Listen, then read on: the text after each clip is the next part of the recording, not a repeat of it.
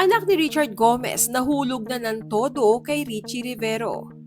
Usap-usapan ngayon sa social media ang tila lalong lumalalim na ugnayan ni na Richie Rivero at unika iha ni na Congressman Richard Gomez at Ormoc City Mayor Lucy Torres Gomez na si Juliana Gomez. Matapos mapansin ng netizens ang sunod-sunod na kumalat na video na halos ayaw nilang mawalay sa isa't isa na tila nagpapatunay kung gaano nakalalim ang nararamdaman ng dalaga para sa basketball star.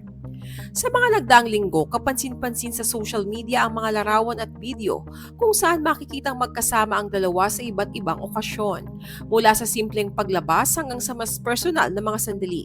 Hindi na rin nakaligtas sa mapanuring mata ng netizens ang lambingan at closeness nila. Marami ang nagsasabing tila nabighani si Juliana sa natural charm at pagiging sweet ni Richie, na matagal nang kilala hindi lamang sa husay sa basketball kundi pati sa pagiging malapit sa fans.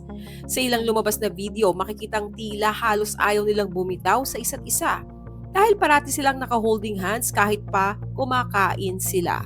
Para sa netizens, malinaw na malinaw ang body language ni Juliana na tila super in love na kay Richie. Pero tila kinuha muna ni Richie ang loob ni Richard Gomez para ipagkatiwala nito sa kanya si Juliana. Dahil kapansin-pansin na panatag na ang loob ni Goma at Richie sa isa't isa.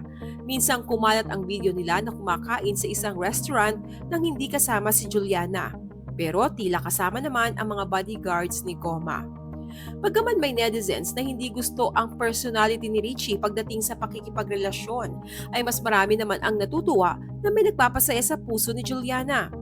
Ano ang masasabi nyo sa mas lumalalim na relasyon na mayroon sina Richie at Juliana? Share your comments below.